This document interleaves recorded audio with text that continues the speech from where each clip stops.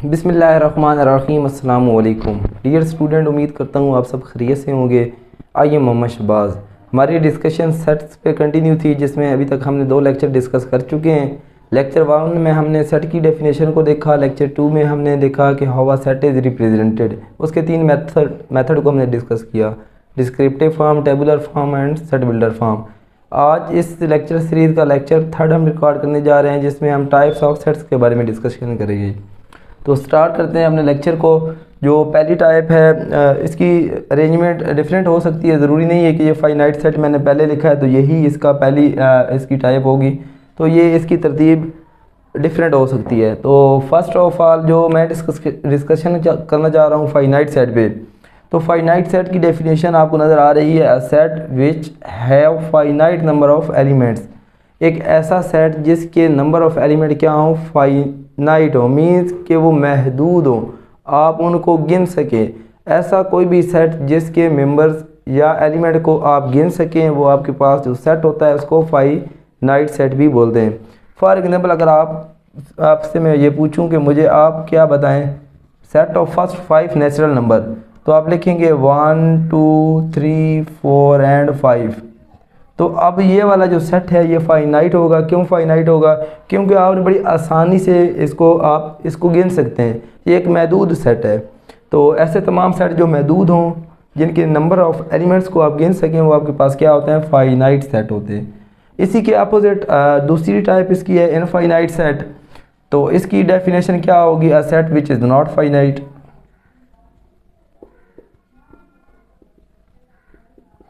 Which is not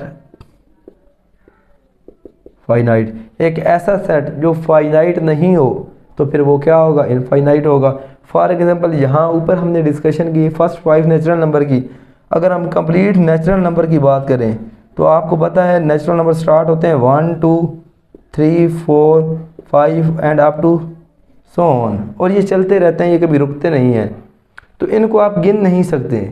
तो इससे मुराद ये है कि ये आपके पास सेट ऑफ नेचुरल नंबर आपके पास क्या होगा, इनफाइनाइट सेट होगा। जबकि अगर मैं ये बात कर दूं कि set of first 5 natural number, तो उसके नंबर ऑफ एलिमेंट्स को आप क्या करेंगे, आसानी के साथ गिन सकेंगे, वो फाइनाइट सेट होगा।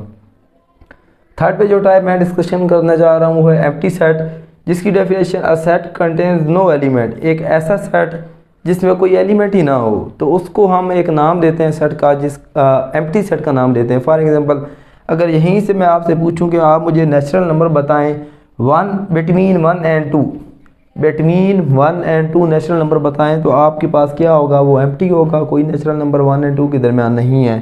तो उसको आप क्या करेंगे, डिनोट करेंगे। ये एक सिंबल है, इसको 5 बोलते हैं, एम्प्टी भी बोलते हैं। और साथ ये एक मैंने सेट लिखा है जिसमें हैविंग नो एलिमेंट। ये इसी सेट को देख लें और इसकी डेफिनेशन को देख लें: a set contain no element.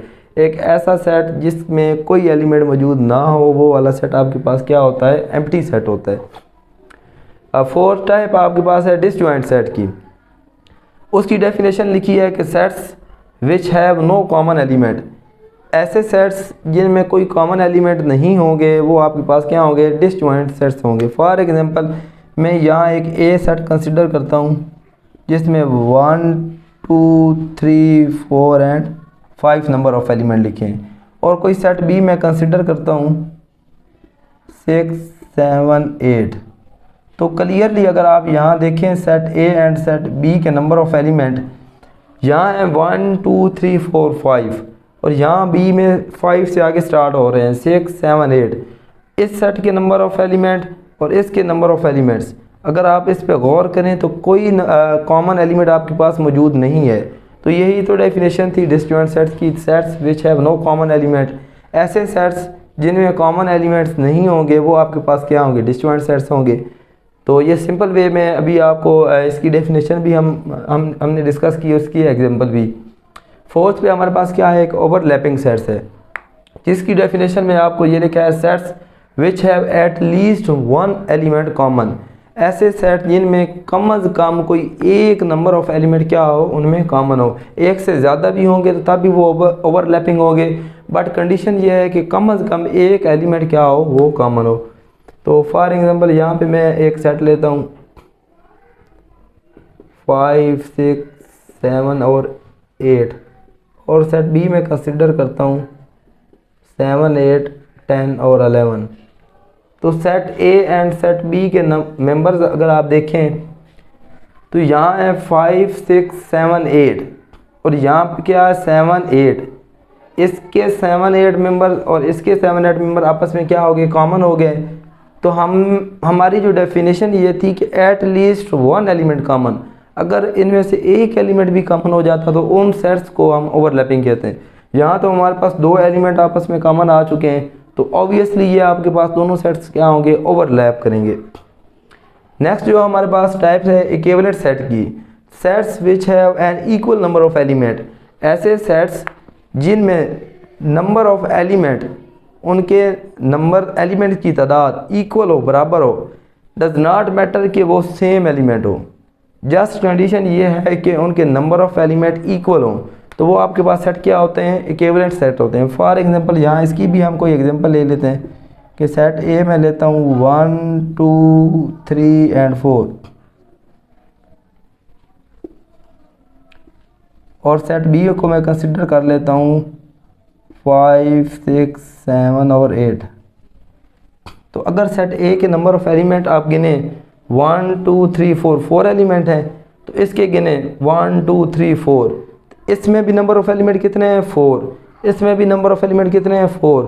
तो जब दोनों सेट्स के नंबर ऑफ एलिमेंट आपस में क्या हो जाएं, इक्वल हो जाएं, तो उन सेट्स को आप क्या कहते हैं, इक्विवेलेंट सेट कहते हैं।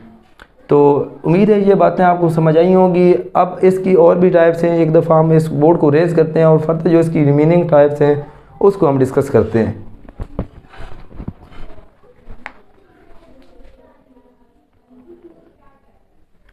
नेक्स्ट जो हमारे पास टाइप हैं वो हमारे पास क्या है, equal sets and universal set.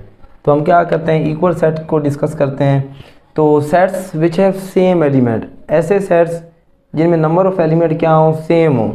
For example ये एक सेट है 5, 6, 7 और ये आपके पास क्या है, सेट बी 5, 6 एंड 7। तो इसमें अगर आप गौर करें, सेट ए में भी 5 है, सेट बी में भी 5 है, इसमें 6 है, इसमें भी 6 है, यहाँ भी 7 और यहाँ भी 7। तो क्या हुआ, ऐसे sets which have same element, जिनमें नंबर ऑफ एलिमेंट क्या हो, इक्वल भी हो और क्या हो, सेम हो। 5, 6, 7, यहाँ भी नंबर ऑफ एलिमेंट क्या है, 5, 6, 7 है और यहाँ भी क्या है, सेम एलिमेंट है। तो जब सेम एलिमेंट आ जाएं तो वो क्या होते हैं, सेट्स आपस में इक्वल सेट्स होते हैं। इसी तरह नेक्स्ट हमारे पास क्या है, यूनिवर्सल सेट है। अ set contains all the sets under consideration, एक ऐसा सेट जो क्या करे, कंटेन करे all the sets under consideration, उसको आप क्या कहते हैं, यूनिवर्सल सेट कहते हैं, उसको डिनोट करते हैं यू से। फॉर एग्जांपल मैं कोई एक सेट ले लेता हूँ, फॉर एग्जांपल ये मैंने क्या लिया, सेट ए लिया, जिसमें मैंने क्या लिया, जनवरी, फरवरी, मार्च, ये मैंने एक सेट ले लिया। और कोई और सेट ले लेता हूँ बी, मई, जून, जुलाई। तो ये मैंने दो सेट कंसिडर किए हैं। अब इन दो सेट की कंसिडरेशन क्या होगी, इनके लिए यूनिवर्सल सेट क्या होगा, जिसको रिप्रेजेंट करेंगे यू से, और इनके लिए यूनिवर्सल सेट होगा मंथ्स ऑफ अ ईयर। दोबारा देखें definition, a set contains all the sets under consideration. एक ऐसे सेट को यूनिवर्सल सेट कहेंगे जिसमें जो सेट आपने कंसिडर किए हैं वो क्या करें, उसमें ऑल द सेट्स क्या करें, कंटेन करें, जो आपने कंसिडर किए हुए हैं वो उसमें कंटेन करें यूनिवर्सल सेट में। इधर मैंने कंसिडर किया है सेट ए, उसमें मंथ मैंने नाम दिए जनवरी, फरवरी, मार्च, और एक सेट बी कंसिडर किया जिसमें मई, जून, जुलाई। और ये दोनों सेट क्या हैं, इनके लिए यूनिवर्सल सेट क्या होगा, मंथ ऑफ द ईयर। क्यों ऐसा क्यों है, क्योंकि ये यूनिवर्सल सेट में क्या होगा, जो भी सेट कंसिडर करेंगे वो इसमें कंटेन करेंगे। तो मंथ ऑफ द ईयर में क्या देखें, मई भी है, जून, जुलाई, जनवरी, फरवरी, मार्च, ये तमाम सेट के एलिमेंट सेट ए और सेट बी कंप्लीटली क्या कर रहे हैं, कंटेन कर रहे हैं यू में। तो अंडर कंसिडरेशन ये दो सेट्स कंटेन कर रहे हैं इसमें, तो इसको हम क्या कहेंगे, यूनिवर्सल सेट कहेंगे। तो ये लेक्चर आज इधर ही ख़त्म करते हैं। इससे नेक्स्ट लेक्चर में हम देखेंगे सबसेट, प्रॉपर सबसेट क्या है, इम्प्रॉपर सबसेट क्या है और पावर सेट क्या है। तो इसकी डिस्कशन के बाद हम मूव करेंगे अपने वेन डायग्राम की मदद कि आप सेट को क्या करें, ग्राफिकली कैसे रिप्रेजेंट कर सकते हैं। तब तक दीजिए, अल्लाह हाफिज़।